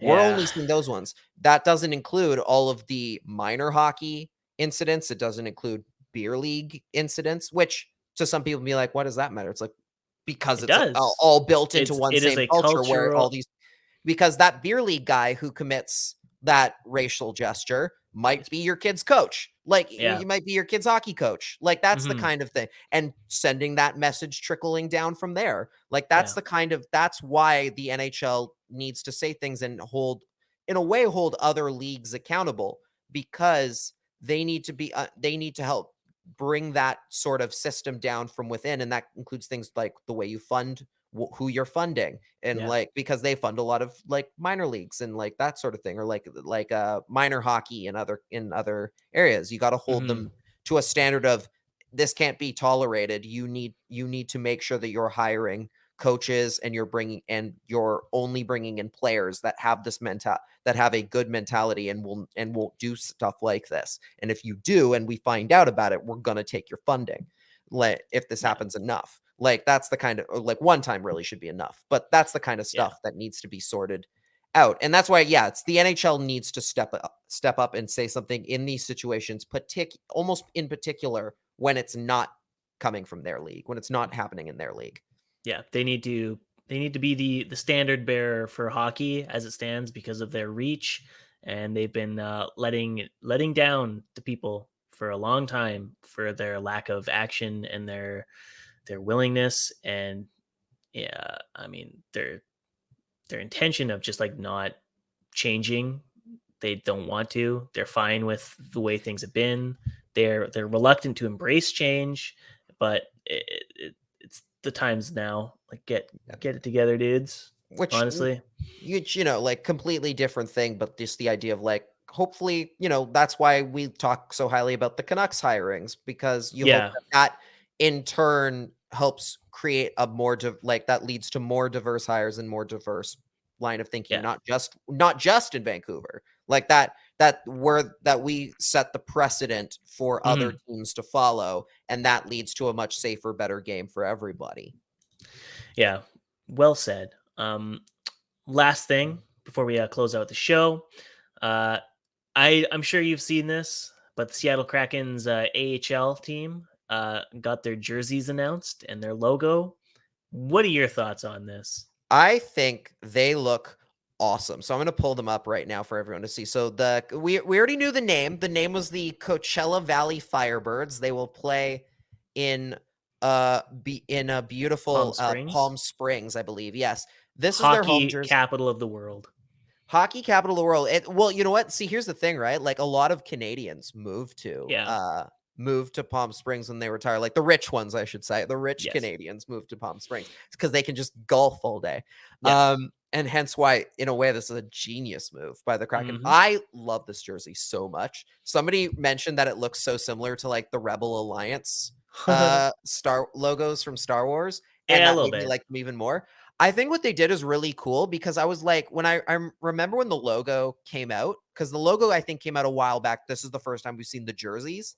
Yeah. I remember thinking like, well, that's kind of weird. The team itself is teal and blue. I get that they've gone for blue and red now. How is that going to fit in? Are they going to have two different sets of uniforms? But then I'm realizing in the moment, like, oh, so they purposely they made it so that the gloves and the helmet and the gloves and helmet still match regardless of what they've done because they've added the small stripe of that piping, right? Teal. Yeah, exactly. So they've made it so that even if the jersey and the socks have red and orange on them, that the rest of the uniforms, the parts that they'll have to bring with them when they go up to Seattle, still match. And it looks fantastic. Yeah, I wasn't really too sure what to think because the logo itself, like I think, is a bit goofy. But really? Yeah, I don't know. It's not really the best, but like I get it. It just like it looks cheap to me. But the actual pipe, like the coloring on the jersey, like I think is pretty rad. My only critique would be that it looks more like a jersey for like Florida. Like it does a little bit. This is the Florida color scheme, especially the palm trees on the shoulder crest, which like obviously it's Palm Springs, so of course you're gonna have a palm. But like when I looked at this first, I was like, oh, this is like a great Florida Panthers jersey if they really want it. Yeah, but it's not. Yeah, I think I'll say this, like I think it's weird that they've put the team in Palm Springs at all, like because I'm like, is there like closer places you could do it? When they're like building a whole new arena to put this team there, and I'm just like, well, there's a rink in Kent, there's a rink in Everett, like there's Portland, like there's so many places closer that you could put a team. I wonder if it was like a tax write-off thing, like you get better taxes, and Jerry Bruckheimer likes to golf, so he was like, we're gonna put it there next to my golfing hub. See, my thought process on it was literally just the idea of, oh, you know what? Like we can get players are going to even want to come to our AHL team just because we play in a golf haven. Like that's like the kind of thing of like, hey, like the team sells itself for guys that maybe are okay to take an AHL deal, right? Yeah. Like literally your options are either play in beautiful Seattle or play in beautiful Palm Springs. You have two choices. You get the best of both worlds, like Hannah Montana. You literally get two. Yeah, exactly. You get two really good options. Like they're very different climates, but they're both like, oh my God, like you would kill to live in either of those places. Now I don't know what the cost of living is in Palm Springs or anything, because that does factor in, and that's been talked about before. That like cost of living is depending on where you play can really hurt you, depending on where you're going. But like, hey, like they'll look good in those uniforms, and I think that's gonna be. I mean, the fact that they're just playing on that side of the country is gonna be great for them, especially compared to now, where I believe they're sharing. Who are they sharing? They're sharing the Checkers, I think, aren't they? That's right. They're sharing the Charlotte Checkers, who are now a Panthers with Florida affiliate. Yeah, and they played they played against each other the other night. Yeah, bit funny. Bit weird. One last thing I did want to ask. No one asked this question, but I wanted to ask it because it's been all the talk lately. Wordle. You play Wordle or Gordle. There's two. Okay, I'm a Gordler and a Wordler. I am both as well. So okay, if you're listening, you probably know what Wordle is. You probably know it's like the 6-letter or 5-letter game. You get 6 chances to guess the 5-letter word. You get clues on which letters and whatnot. It's taken the world by storm. It's fun. It's really fun. I love playing Wordle. And then Yeah, and then somebody came, and then particularly, I guess Puck Soup, another podcast, a really good podcast with Ryan Lambert and Sean McIndoe. They brought up the idea of why isn't there one for last like hockey player names? Like why isn't Yeah. there? And some mad lad made it. Absolute mad lad, yeah. Absolute mad lad made the game, which is so fun. I love it. Which is crazy to me too, because in my head I was like, are there that many 5-letter last names in the league? And apparently there is quite a bit. Yeah, there's a lot of 6-letter ones. Like I can't tell you how many times I've been like playing Gordle and been like, again, lad, no wait, that's 6. Yeah. Luongo, oh, that's 6. I know your brain Sundin, oh, that's automatically 6. just like guesses people you know, but you completely ignore like the 5-letter thing. And you're like, right, 5 Yeah. letters only. I gotta remember that. And it might all, and it's neither, and it's not just exclusive to current players. It's also like players of the past, which could be anything. Like it could be Yeah. Smith like 5 times. So I wanted to ask you, what are your first Wordle guesses, and then what are your first Gordle guesses as well? I always go with a 2 or like as many vowels in my first guess. So I'll always go like faces or something. Faces Okay. is usually my starter word because I get 2 vowels out of it. Mhm. And then for Gordle, I usually go with Burke Burke. because you get a U, E, and R, which is like a pretty common feature in last names. So it usually works out pretty good. Yeah. Yeah. So But for what are your two go-tos to start it off? my 2 go-tos are so for Wordle, I have 2. I have 2 words that I use usually right at one after the other unless I get like a really good one on the first try. So for a long time my first guess has been spork. Just because that was the most random word that came into my head I was like spork, and it has a lot of like letters that are like common letters in there, like S, R, and it's got 2, and it's only got the one vowel.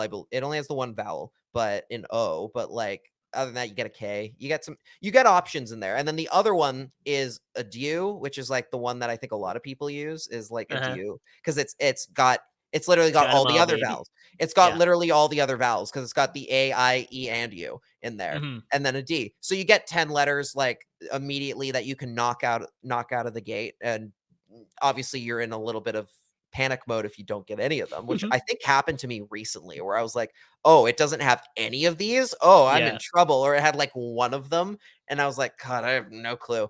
For Gordle, my immediate go-to, well, actually, so my first one was Hasek. I used Hasek the first time because that was like 5 letters. That's the first one I think of, but then I remember the vowel thing. So since then, it has been Olawa.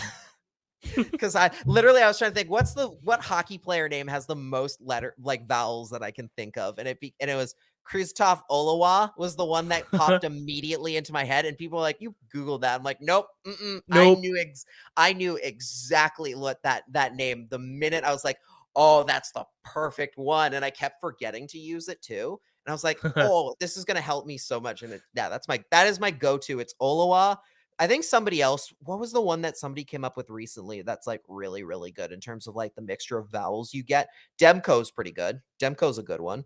Sedin helps you out a bit as well if you want to go in the Canuck route. I'm trying to think of like, I will say I've noticed from I Gordle. keep trying Biexa, and then I keep remembering that's the other one because it's 6 letters. Yeah. But I get like the Biek, and I'm like, right, damn it. Biega, like that. Oh, there you go.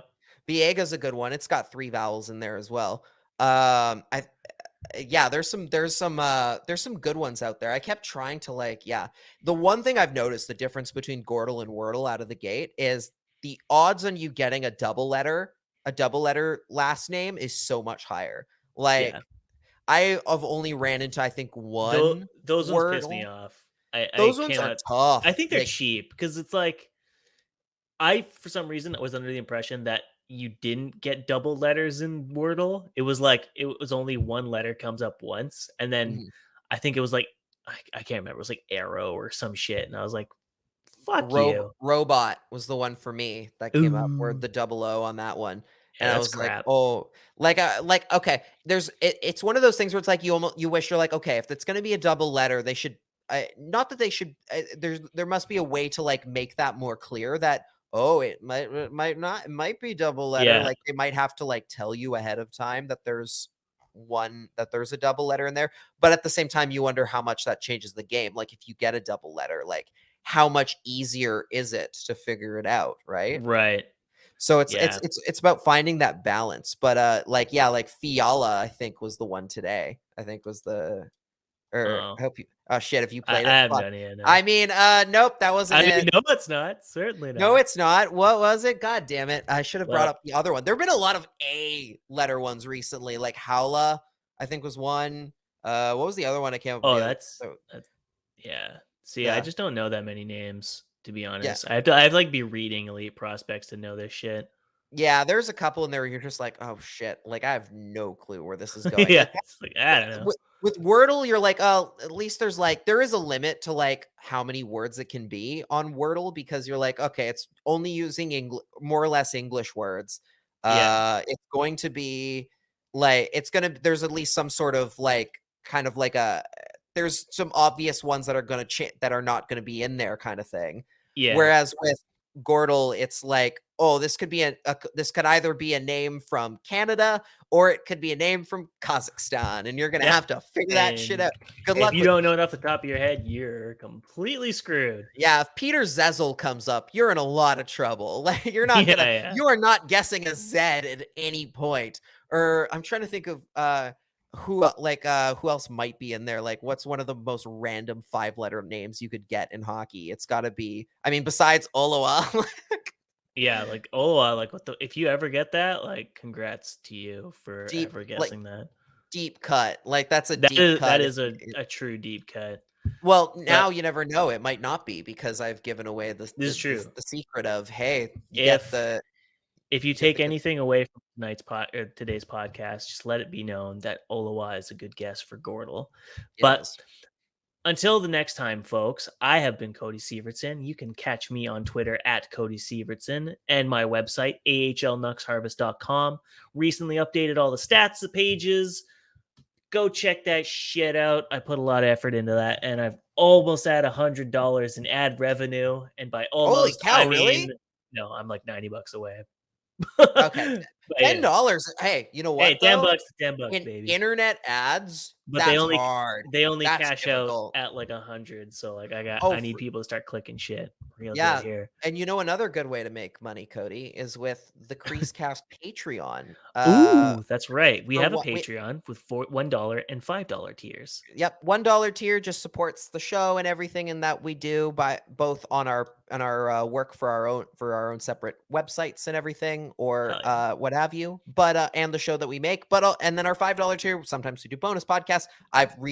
As of yesterday, I have brought back the division power rankings that I did for my website last year. That's now an exclusively a Patreon $5 tier thing that I'm doing now, and I'll be doing for the rest of the year, the rest of the season, every Sunday.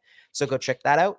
And yeah, it really helps us out. It really helps us put together a better product for you guys. So and we just generally appreciate the support. Yes, we genuinely the bottom line is we just like really appreciate the support. We appreciate your guys' care and love of our ADHD nonsense, where we talk about Wordle and Gordle for 10 minutes. We spent more time just randomly going into our summer and winter routines, I think. So we're good. I think we're okay on that one. And you can check out my work at cucksarmy.com. I write there pretty frequently. I'll probably have something coming out in the next couple days. I don't know. You might get something. I don't know. I write there pretty frequently, so it's you never know. And make sure I'm also on Twitter, Instagram, and Facebook at Lach and the Crease. And make sure to follow us on Twitter at the CreaseCast. Also on Twitch, we do Twitch streams every now and then. Now, like a week, it might be weekly, maybe semi-weekly, every second week. I don't know.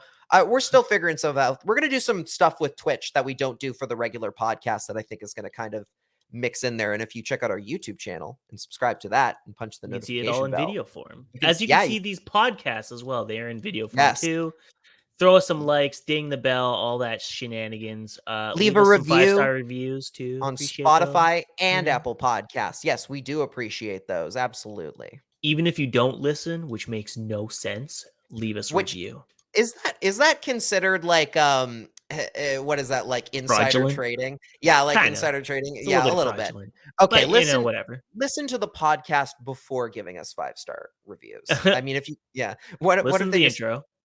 listen to the intro, decide you love it, and then give us 5 Yes. stars. No, don't decide. Just assume you love it and Just give us 5 stars. It's like we gave a guy a contract in theory because he's going to be worth this $6 million.